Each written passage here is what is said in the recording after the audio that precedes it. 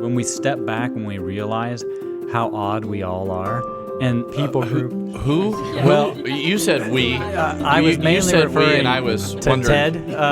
But I was gonna leave it go. But okay, all right. But we are a strange lot. He was going to say how weird Ted was, but he thought, no, I'll include myself. Exactly. Okay, Exactly. so I'll say we.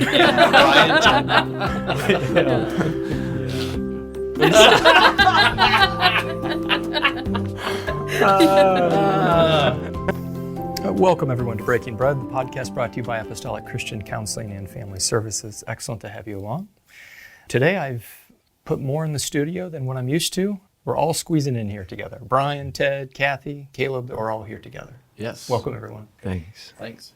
You know, there are a few things as a father that I enjoy more than hearing my kids laugh. It's really fun. From the youngest baby, I think we all remember, our infants, like all of a sudden laughing, and that's a marker in their life, right? To our teens, which is so much fun to listen to. So with that as the backdrop, I would have to believe that God, our Father, likes to hear laughter. In this place, we deal with a lot of heavy things. So I wanted to change it up a little bit and really talk about that. Emotion. Is it emotion? I don't even know. That's where I quickly defer to the professionals here, what in the world laughter is. But as they say, laughter is the best medicine, right? What is laughter? It is as physical as crying is physical, right? Mm-hmm. So I'm interested in how you would unpack that. So would you say then that laughter is to joyfulness as crying is to sadness? Is that fair? Yeah, I think there's a lot of correlates there, and I think the other thing there is that what you talked about with spontaneity. I think it's a really important part is that the punchline is what you wait for in a joke. With little children, it's oftentimes the surprise. It's the pop goes the weasel. It's the peekaboo. It's that thing, and oftentimes jokes or things that we find funny have like a little twist to them that like catch us, and they'll catch us either because we're surprised by it or because it's so true to life that it kind of like rings something in us and we go, oh yeah, and so it pulls that out. I would say even that I think brings out neat purpose, right? It's really grounding in a way. Now I know, Kathy, you've talked about grounding and the discipline of grounding. When a person is laughing, they're very grounded in a particular moment. Typically, it's happening in process. Yeah, and I think in that regard, then you do have to be plugged into the moment because you kind of have an expectation, but that doesn't get met in a good way, and then it gives rise to this delight and joy and in that where there's opportunity, especially relational opportunity. Laughter, which is just really sweet. And sometimes laughter is a welcomed break in tense situations. Right. Like if a situation is really nerve-wracking or there's a lot of tension, and the ability to bring laughter in just helps shift that mood all around. Yeah. One of the best parts of laughter is that there's a connection after it. Like that two people that have experienced this, like have something that they've experienced and it's actually drawing. Laughter is so relational. Yeah. When I experience something funny, it's a very communal experience. Mm-hmm. I really want to share that, right? How many times do we like, oh, I've got a great joke or I've got something funny that really happened to me, and we want to bring others into it. It's like beautifully relational. Yeah. Mm-hmm. It's part of the reason, too, why we get frustrated when we tell a joke to somebody. Like if Brian told me a joke and it was really funny to me, and then I tell the joke to Caleb, and then I have to explain it, and like he doesn't get it, like that would happen a lot. This would be typical. we assume that with Caleb. We assume it with Caleb, and not really, but it's good. It's great. It's great here, but I think one of the things is like you're trying to recreate that moment that you had. Like Brian told me it was so funny. I want to tell you, and then you don't get it, and like, well, that's not funny. You had to be there, flat. And it falls flat, and you're just like. Because you're trying to recreate a moment of specialness. Mm-hmm. Yeah. Mm-hmm. And it is something that's so contagious. Like just, you're in church and my son, like he's with his buddy, and when you start giggling and you're trying to stop, it's just it's an impossible feat. Once that gets going. And it's so fun for them, but everybody else is like, but when you're in it, it is so connecting and so fun. And then as soon as one person gets quieted down, the next person giggles, and the whole thing you see the shoulders start to move, and you're done for it. Yeah, you're done for it again. And you want to join, like when you hear others in it, and you're out, you want to join in with it. Yes. Like if whether it's down the hall or in the other room, of like, okay, I want to step into that and understand what was happening, what was going on, to be part of that. And it's such a tricky thing. Sometimes, like, we feel like, oh, it's inappropriate to laugh, or I would like to participate, but I can't, or I shouldn't. And sometimes the mind just has a really hard time, making sense of that. But certainly we would just see a lot of value in laughter. And certainly there's times, where laughter isn't appropriate. But man, when it's genuine and sweet and like brings connection, it is a beautiful thing. Yeah. Kathy, we're all looking at you for something profound. Go ahead. I don't have Go anything ahead. at No this pressure. moment. No pressure. Just tell a joke. Yeah. Two elders walked into Yes, totally. Go ahead. Hey now. I have nothing profound at this moment. Yeah. No, it was. Let's go back to Kathy, your comment about it cutting tension or cutting a difficult moment. Yeah. I mean, with all seriousness, this agency has a lot of brokenness that goes through its doors every day. Very, very heavy topics, and every single topic and matter and issue is very serious to us, and we're very thoughtful about it. But yet, at lunchtime, I think people might be surprised to know how much laughing happens. Yeah. Right. Speak to how pain and laughter mingle together. Brian.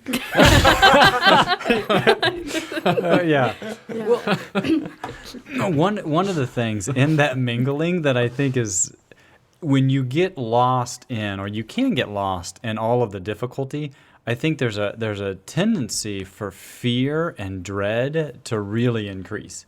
And in that, if there's not a space or the freedom to also invite laughter and happiness into that, I think it's overwhelming and it can destroy you. But I think the way God's created us to be able to live and experience the spectrum of emotions, and when we do that and we're allowed for both ends, that produces life, even though sometimes that's really sad. Laughter can feel like a buffer to some of the hard and pain that happens. It doesn't minimize the pain. Right. No. Yeah. Well, I think one of the things is that we would say is that when it kind of happens, I would call it, it's not necessarily exactly a rhythm, but it's a back and forth. Okay, it's a back and forth. And you see this, like, my grandpa passed away recently. And as we're preparing for the funeral and things like that, we would hear about a memory that would just bring tears to somebody's eyes. And then the next thing, we'd be laughing. And that back and forth allows is a picture of health. It is. It was so special to go back and forth. And I think that's what when you hear like laughter here at lunchtime, I think that's one of the things that's happening is that we're like connecting with each other. We're taking a break from some of the heavy, and it's our own group just enjoying each other and cutting some of the tension, those kind of things. I think the flip side is if you be like, there's a sad thing, and I can't allow myself to feel sad, so I won't allow myself to feel sad, and so I'll only allow myself to be distracted the other direction. I can only have this emotion, not that emotion, versus kind of this back and forth. Yeah, I think it also has a sense or a way of reminding us that we are not in control of some of these, like putting ourselves in a proper place with laughter and being able to surrender these important and critical things to God. But at the same time, being able to remind ourselves who we are in this story, in the broader story, that it's God's work.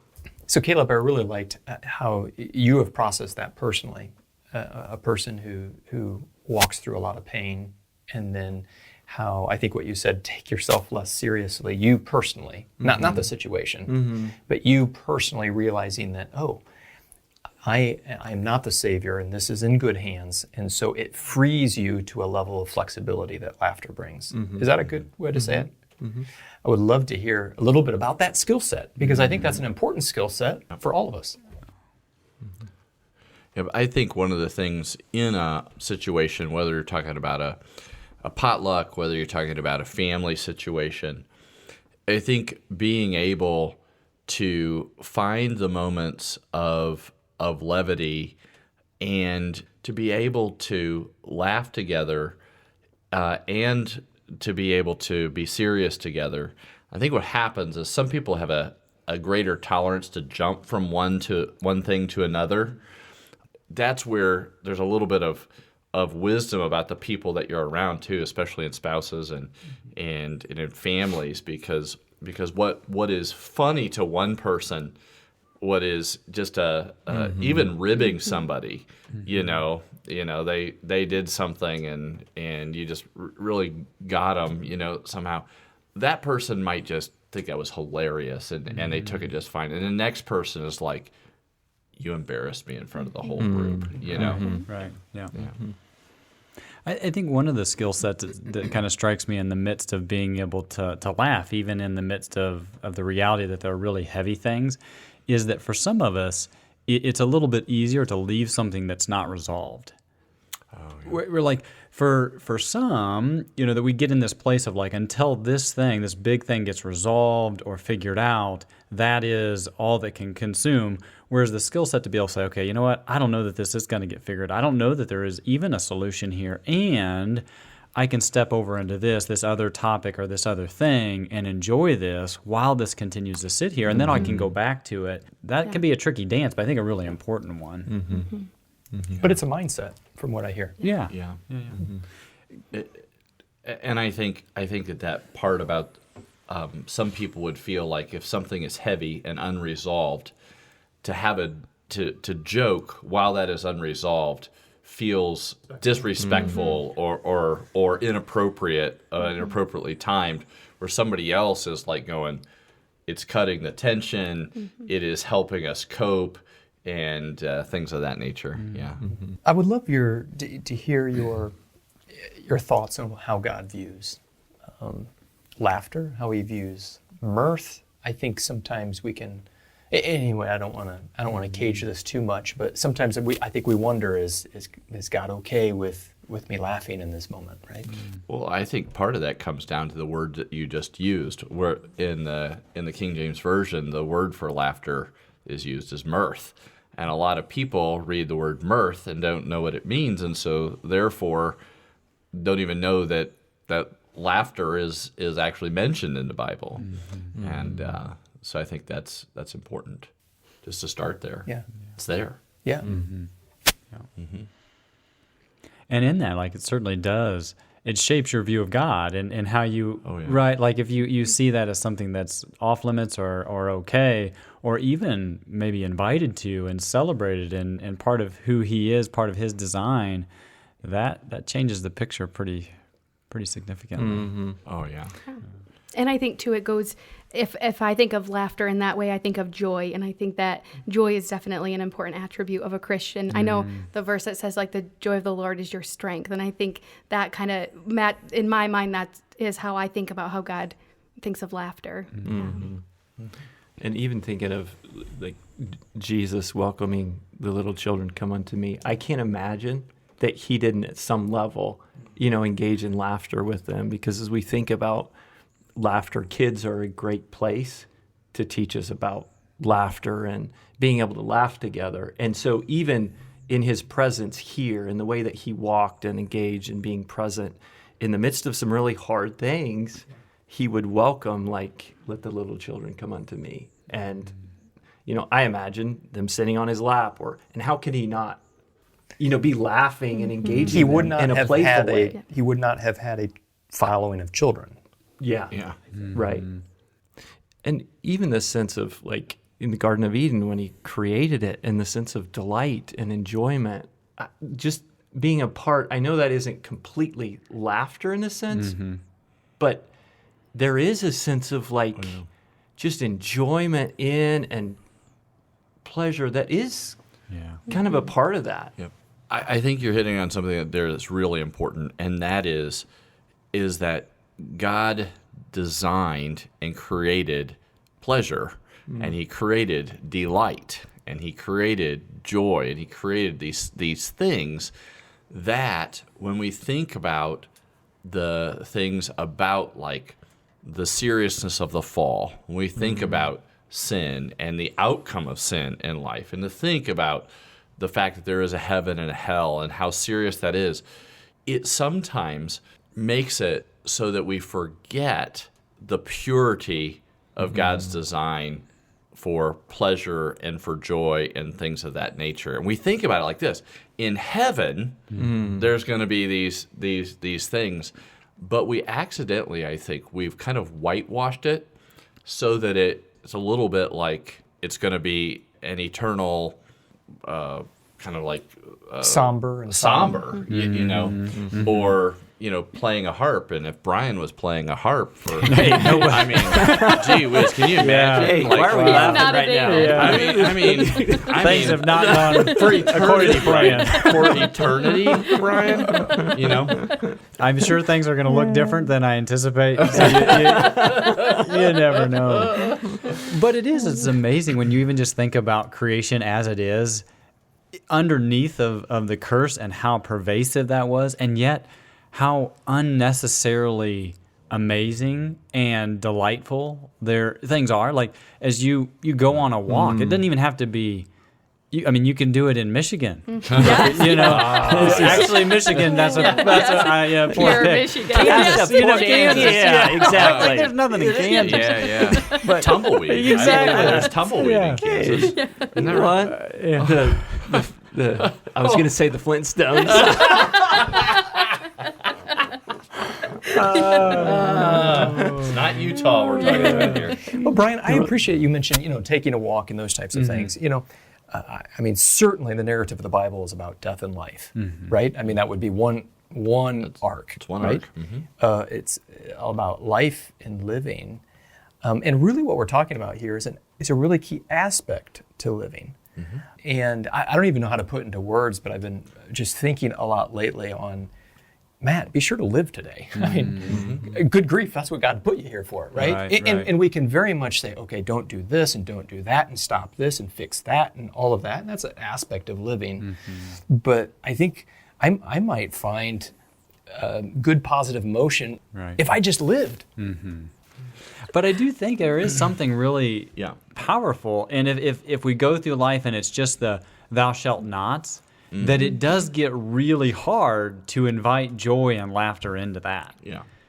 Oh, yeah. And that's important, right? The thou shalt nots are really important. But if that's all it is, I miss the kid doing something silly in Walmart that maybe is driving mom crazy, but it's kind of funny to observe. We have the death of Christ. We have the burial of Christ. We also have resurrection, and we have power. And he says that he came that we might have life and have it more abundantly. Each of you have mentioned it in different ways. I mean, God could have made food taste like nothing. It could have been, he could have made scenery that was completely black and white. Who knows? I mean, just think of all the things that have so much variety, opportunity, And beauty. Yeah. And even like reading in, John 15 this morning, at the end of that, where Christ's commandment to us is to love each other. And if we're going to love each other like that, that requires positive emotion, I think. I mean, not solely, but certainly. Then the byproduct of, those relational interactions that are fueled by love and motivated by love are going to no doubt bring laughter on the other side of it. Yeah.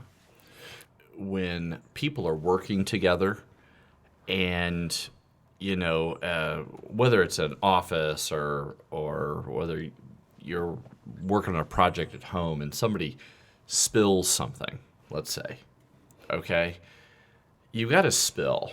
Okay, you got spilled milk. You've got a dumped over canister. There's so many different ways that can be resolved. Sometimes it's anger, right? People are angry that it happened.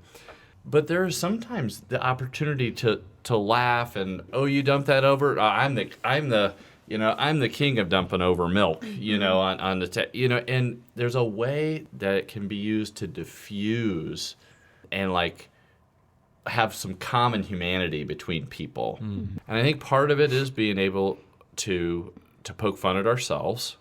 And I think when that is done the best is when the person or the people that have the most power in the room or the most authority, Influence. most influence, are able to do that.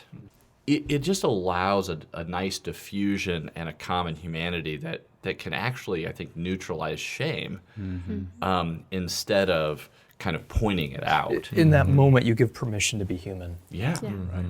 Yeah. It's a huge deal. Yeah. And sharing the experience. Yeah, exactly. How many things too? Terrible moments in our life, right? Do we look back and laugh about? They become the funniest stories that mark our lives. Not every difficult story is that. It's completely not. Yeah. But there are moments, whether it's a blown tire on the road that totally messes up your day, upends it completely, puts you at the the day could not have gone worse. Yeah. And then all of a sudden, that's the story that rides the distance, right. and is great. Yeah. So there's got to be something said here about the healing of humor, right? Oh yeah, for sure. Definitely. Sometimes the turnaround time between that when that can be funny is pretty fast, and sometimes it takes time. Yes. Okay, and because if you tell somebody you'll laugh about this someday, you might just get a fist in the face. Exactly right. Oh, you'll find this funny, even if you're right. Yes, and it's like it's not funny now. Right. So there is a timing element to the whole thing. Well, there's a ton of timing and humor. Oh yeah. Oh, everything. Yeah. There is an element of humor that I think that really rides on truth. I think we spoke a little bit to the unexpected surprise, the twist in the matter that all of a sudden, oh, this is the real thing and not that. But even hearkening to the old days of a court jester, right, who would through humor speak to truths in that culture or speak to truths in that reality. There even is, sometimes we can stomach truth easier through humor than just straight out, right? Ange has, it's not uncommon, she'll be scrolling through Instagram and there's this, I don't know if she follows them, like this meme or saying about teenagers, and it just connects to like things about them that is so humorous because it's so true. And on one hand, it frustrates us, but being able to laugh about that truth, and it's like, and Kaleb, you have a little bit more bandwidth for the socks on the floor. Because of that. Totally. Yes. Yeah. Totally. Yeah. Yes. Yeah. It's amazing. Yeah, it is really something. And it is, I think it speaks to what Kaleb mentioned earlier too, that it can help us just not take ourselves so seriously. When we step back and we realize how odd we all are, and how odd we are, whether it's as a family or a people group. You said we. I was mainly referring and I was to Ted. But I was going to leave it go. But okay, all right. But we are a strange lot. He was going to say how weird Ted was, but he thought, no, I'll include myself. Okay, so I'll say we. Brian, Ted. Yeah, that if we miss that, oh my goodness, we miss a lot, I think. Yeah. Sure. And there's a level of, it seems like, just as I think about at ACCFS, there's a level of safety to know where this humor is coming from. When you don't have that in relationships, it's easy to maybe take it more personal or take it in a direction it wasn't intended. Yeah, sure. Right. And the context of the team or the group, and having a level of safety there that they love you, back to what you were saying, Brian, and that this is coming from a place of actually appreciation and care that then leads to connection, I think is an important. And then that it comes too from a place of a lot of trust, and we've known each other, and at times too with humor, you are going to overstep. And to be able to recognize, and to be able to apologize and come back and repair. But for humor to continue to flourish, like honesty also has to be there, right? And seriousness, that both of those are required. You can't just have laughter without trust and relationship and Well, I've thoroughly enjoyed this conversation. Thanks for the laughs and the content. I think our listeners, you were able to detect the level of pleasure and enjoyment and banter this group has with one another, and it's healthy. And I think what's been shared here really nicely helps us see, and we're not surprised that God would have it that way, right? I thought, Brian, as you talked about the don'ts. We don't take don'ts very well, but the 10 Commandments and whatnot. But suppose those don'ts define a beautiful space to live. And that's really what it does, doesn't it? It defines a beautiful space to live. And in that beautiful space includes laughter, joy, mirth, as we've mentioned here. We've seen relational benefit, emotional benefit, mental benefit in a lot of ways. So thanks each one for listening in. I hope this was delightful.